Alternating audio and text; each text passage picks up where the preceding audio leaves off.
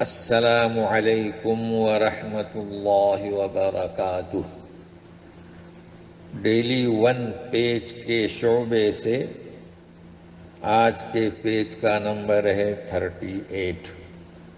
سورۃ البقرہ، آیات ہیں 234 سے لے کر 237 تک۔ اعوذ باللہ من الشیطان الرجیم۔ والذین یتوفون منکم ویذرون ازواجا یتربصن بانفسہن 4 اشہر وعشرا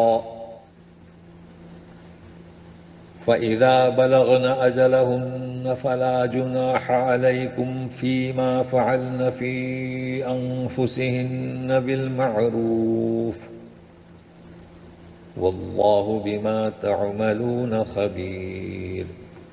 تم میں سے جن کے شوہر فوت ہو چکے ہوں اور اپنے پیچھے بیویاں چھوڑ چکے ہوں تو وہ بیویاں اپنے آپ کو روکے رکھیں گی 4 مہینہ 10 دن، یعنی ان کی عدت 4 مہینہ 10 دن، جبکہ طلاق شدہ عورتوں کی عدت 3 ماہواری، اور اگر ماہواری سے مایوس ہو چکے ہیں تو 3 ماہ۔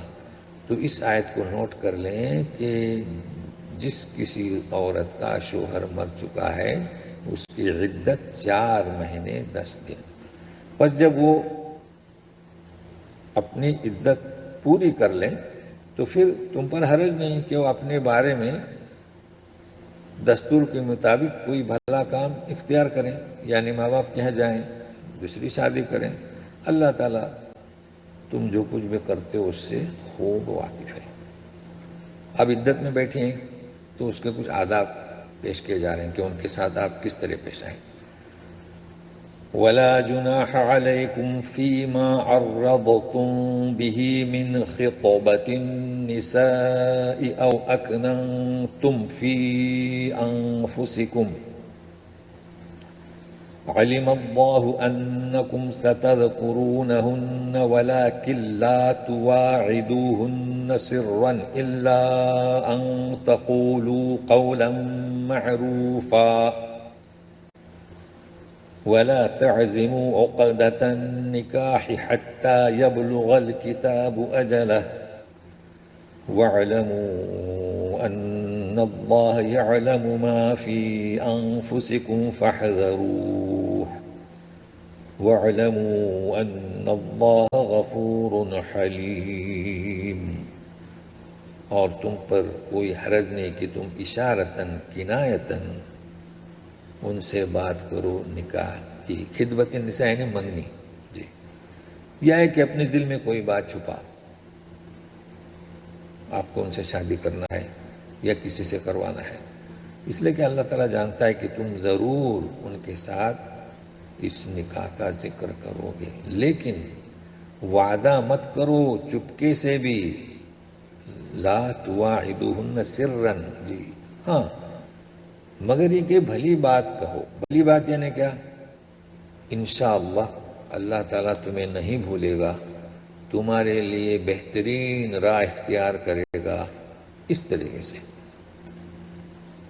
اور رہا پختہ ارادہ، سوال ہی پیدا نہیں ہوتا ہے، اور نکاح کا پختہ ارادہ مت کرو یہاں تک کہ ان کی عدت پوری ہو جائے، اور سنو جانو کہ تمہارے دلوں میں جو کچھ ہے اللہ خوب جانتا ہے، لہذا احتیاط سے کام لو، فاحذروہ، اچھا، اور جانو کہ اللہ تعالیٰ بخش دینے والا اور حلیم ہے۔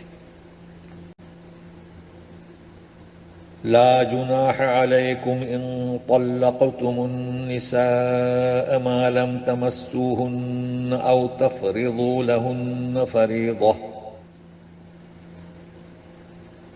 ومتعوهن على الموسع قدره وعلى المقتر قدره متاعا بالمعروف حقا على المحسنين۔ تم پر کوئی حرج نہیں کہ تم طلاق دو عورتوں کو چھونے اور مہر مقرر کرنے سے پہلے۔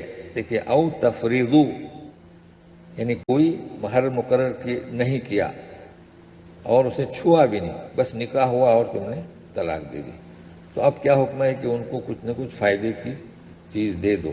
اب مہر تو مقرر نہیں ہوئی اور تم نے مباشرت بھی نہیں کی، تو کچھ دے دلا کر انہیں رخصت کر دو۔ اب کتنا دو؟ علی الموسع قدرہ، اگر کوئی وسعت والا ہے، مالدار ہے، تو اپنے اندازے کے مطابق، اور اگر کوئی تنگ دست ہے تو اس کی طاقت کے مطابق، بالمعروف، بھلائی کے ساتھ۔ حقاً علی المحسنین، یہ نیک لوگ جو ہے نا، ان کے اوپر یہ لازم ہے کہ اس طریقے سے آداب اخلاقیات کو اپنائیں۔